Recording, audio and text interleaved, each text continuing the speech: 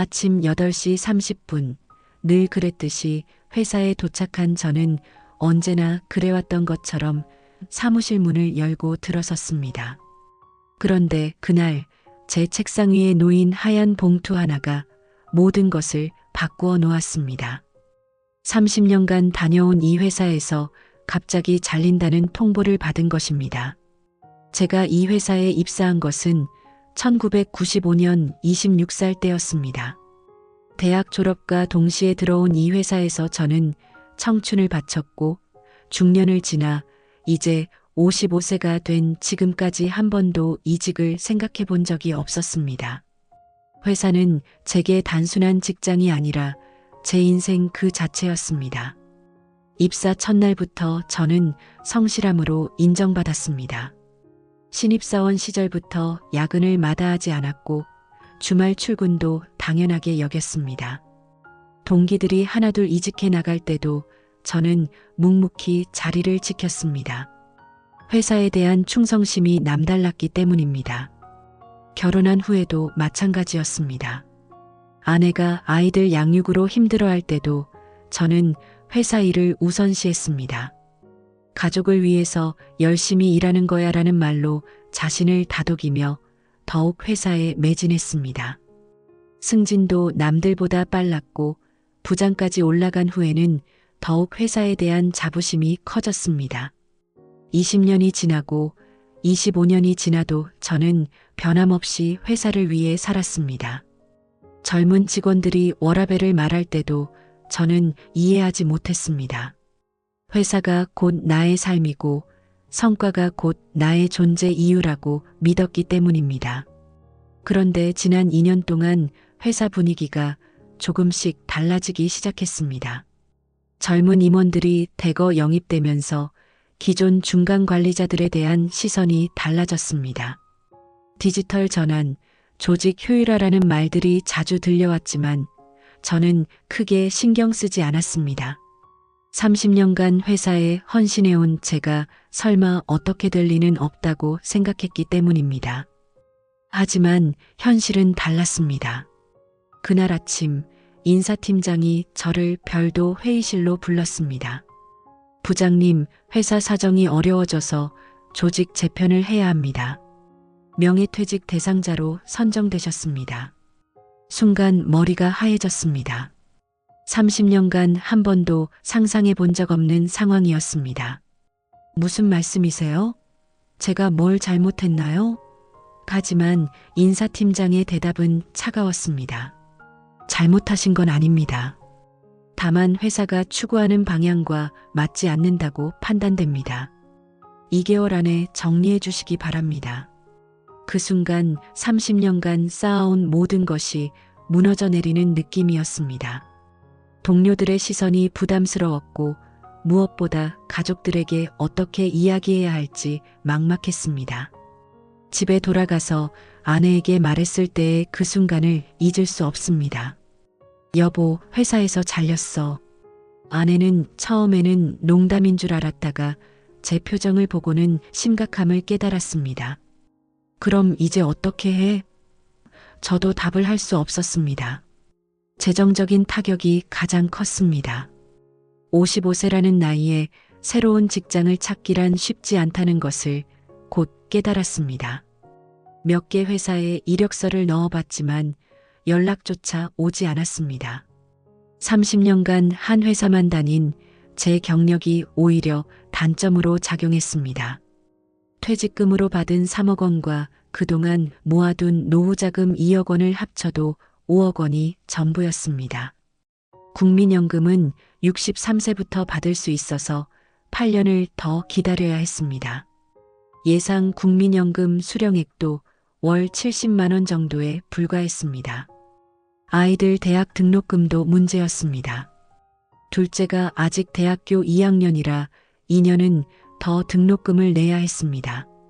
한 학기에 700만 원씩 1년에 1,400만 원, 2년이면 2,800만 원이 필요했습니다.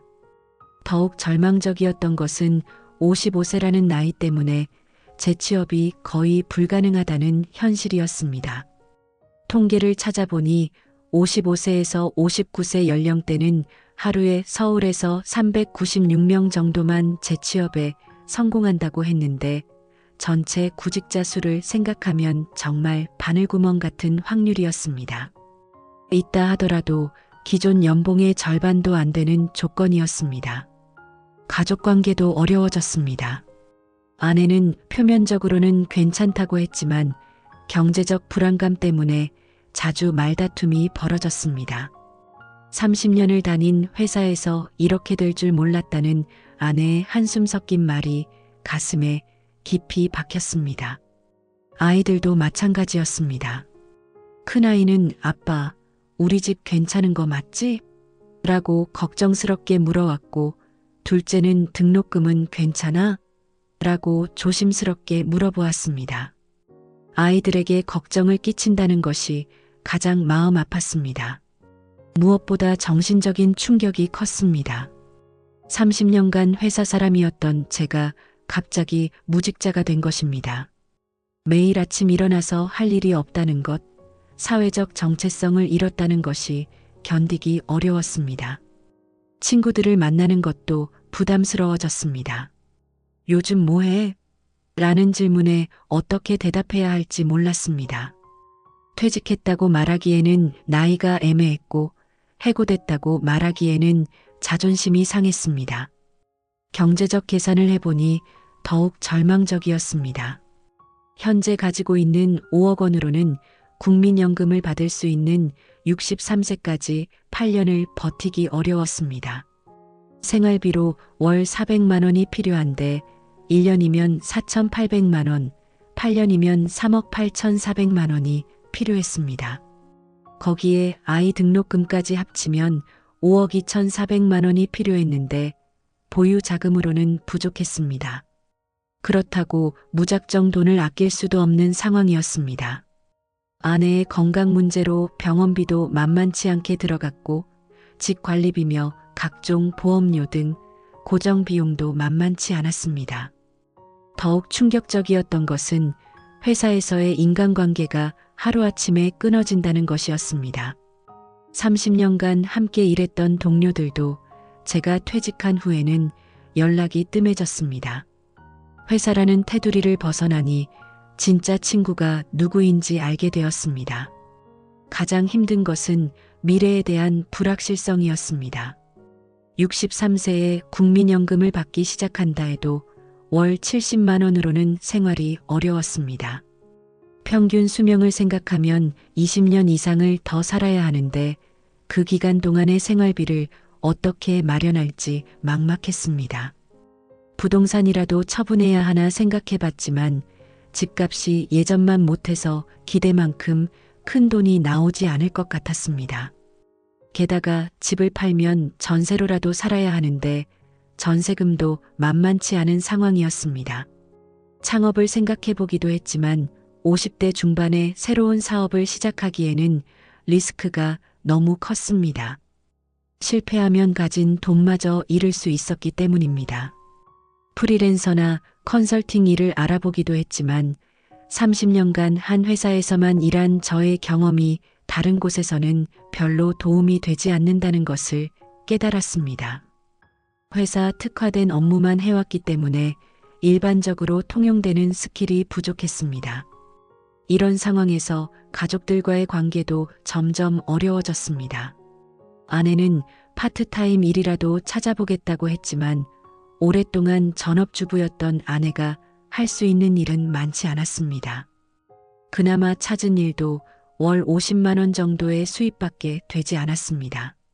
아이들도 눈치를 보기 시작했습니다. 평소 같으면 사달라고 했을 것들도 말하지 않았고 친구들과의 약속도 줄이는 모습을 보니 마음이 아팠습니다. 제 때문에 가족 모두가 고생하고 있다는 생각에 잠이 오지 않는 밤들이 많아졌습니다. 60세까지 일할 수 있다는 보장도 없었던 상황에서 55세에 갑자기 일자리를 잃은 것은 정말 큰 충격이었습니다. 은퇴를 60세로 계획하고 있었는데 5년이나 앞당겨진 상황에서 준비가 전혀 되어 있지 않았습니다. 무엇보다 가장 힘든 것은 사회에서 소외된다는 느낌이었습니다. 30년간 직장인으로 살면서 형성된 정체성이 하루아침에 사라진 것입니다. 명함 한 장 없이 사람들과 만나는 것이 이렇게 어색할 줄 몰랐습니다. 건강도 문제였습니다. 스트레스 때문인지 잠을 제대로 자지 못했고 식욕도 떨어졌습니다. 병원에 가보니 우울증 초기 증상이라는 진단을 받았습니다. 약을 먹어야 한다고 했지만 의료비 부담 때문에 망설여졌습니다. 그동안 회사 건강보험으로 혜택을 받았는데 이제는 지역 건강보험으로 바뀌면서 보험료 부담도 커졌습니다. 각종 복리후생 혜택도 사라지면서 실질적인 생활비 부담이 더욱 늘어났습니다. 친구들과의 모임도 부담스러워졌습니다. 회식비, 골프비 등 사교 비용이 만만치 않았는데 수입이 없는 상황에서는 감당하기 어려웠습니다. 점점 사람들과의 만남을 피하게 되면서 고립감이 더욱 커졌습니다. 이런 상황이 몇 개월 지속되면서 가족들의 인내심도 한계에 다다르기 시작했습니다. 아내는 언제까지 이렇게 살아야 하는 거야? 라고 하소연했고 아이들도 아빠는 왜 일을 안 해? 라고 물어보기 시작했습니다. 재취업을 위해 여러 노력을 해봤지만 현실의 벽은 높았습니다. 나이 제한이 있는 곳이 대부분이었고 설령 면접 기회를 얻더라도 젊은 지원자들과 경쟁에서 밀리는 경우가 많았습니다. 그나마 들어갈 수 있는 곳들은 기존 연봉의 3분의 1 수준의 급여를 제시했습니다. 월 200만 원도 안 되는 급여로는 가족을 부양하기 어려웠지만 그래도 없는 것보다는 낫다는 생각에 지원해봤습니다. 하지만 그마저도 쉽지 않았습니다. 50대 중반이라는 나이가 걸림돌이 되어 번번이 탈락했습니다. 이력서를 수십 군데 넣어봤지만 면접 제의조차 받기 어려웠습니다. 인력 소개소나 헤드헌터를 통해서도 알아봤지만 마땅한 자리를 찾기 어려웠습니다. 경력은 좋은데 나이가 문제네요라는 말을 수없이 들었습니다. 30년의 경력이 오히려 취업에 장애가 되는 상황이 믿어지지 않았습니다. 창업도 진지하게 고려해봤습니다. 그동안의 경험을 살려 컨설팅 회사를 차리거나 작은 음식점이라도 해볼까 생각했습니다. 하지만 초기 투자금도 부담이었고 실패할 경우의 리스크를 생각하면 쉽게 결정할 수 없었습니다. 부동산 투자도 알아봤지만 현재 시장 상황에서는 수익을 보장할 수 없었습니다. 게다가 투자할 여유 자금도 넉넉하지 않았습니다. 보유하고 있는 5억 원은 생활비로도 부족한 상황이었기 때문입니다. 이런 과정에서 30년간 믿고 살아온 모든 것들이 허상이었다는 것을 깨달았습니다. 회사에 대한 충성심, 연공서열, 평생 직장이라는 개념들이 더 이상 유효하지 않은 시대가 된 것입니다. 젊은 시절부터 노후를 준비해야 한다는 말을 많이 들었지만 당시에는 회사가 정년까지 보장해 줄 것이라고 믿었습니다. 60세 정년퇴직 후 국민연금과 퇴직금 그리고 개인연금으로 노후를 보낼 계획이었는데 모든 계획이 틀어진 것입니다. 특히 국민연금 수급 나이가 63세라는 것이 큰 문제였습니다. 원래 계획대로라면 60세 정년퇴직 후 3년 동안만 버티면 되었는데 지금은 8년을 더 버텨야 하는 상황이 되었습니다. 아내도 이런 상황에 많은 스트레스를 받고 있었습니다. 당신이 이렇게 될 줄 알았으면 나도 진작 취업 준비를 했을 텐데라는 말을 자주 했습니다. 20년 넘게 전업주부로 살아온 아내에게는 갑작스러운 상황 변화가 더욱 힘들게 느껴졌을 것입니다. 아이들도 마찬가지였습니다. 지금까지는 경제적 걱정 없이 살아왔는데 갑자기 아르바이트를 해야 하나 고민하는 모습을 보니 마음이 아팠습니다.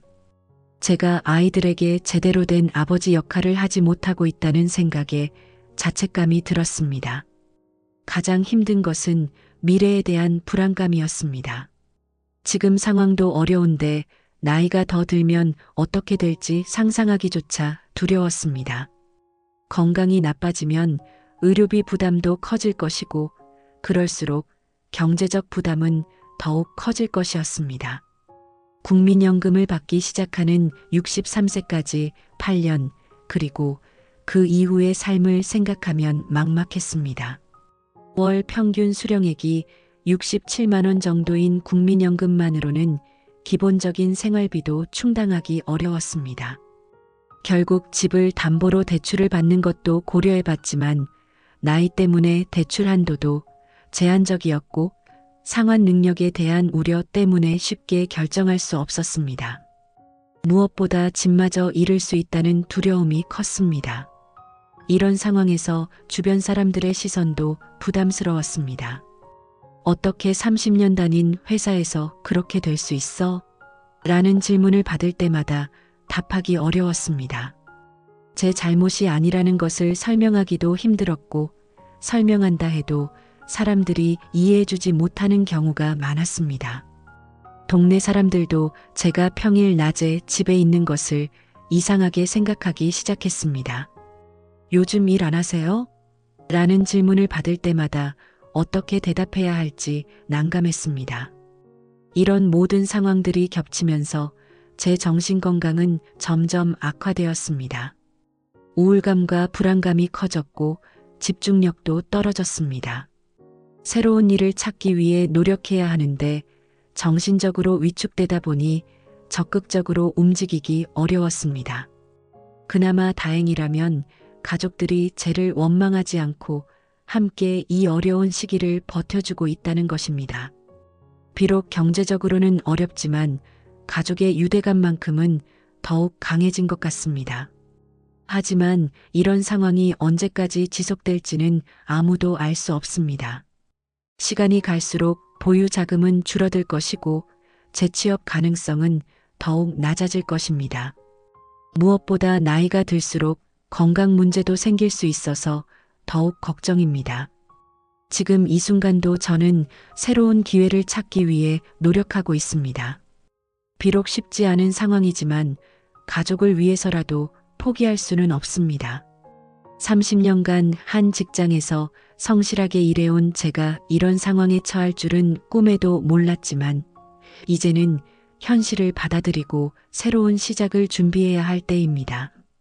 앞으로 어떤 일들이 기다리고 있을지 모르겠지만 30년간 쌓아온 경험과 노하우를 바탕으로 새로운 길을 찾아보겠습니다. 비록 늦은 나이지만 아직 포기하기에는 이르다고 생각합니다.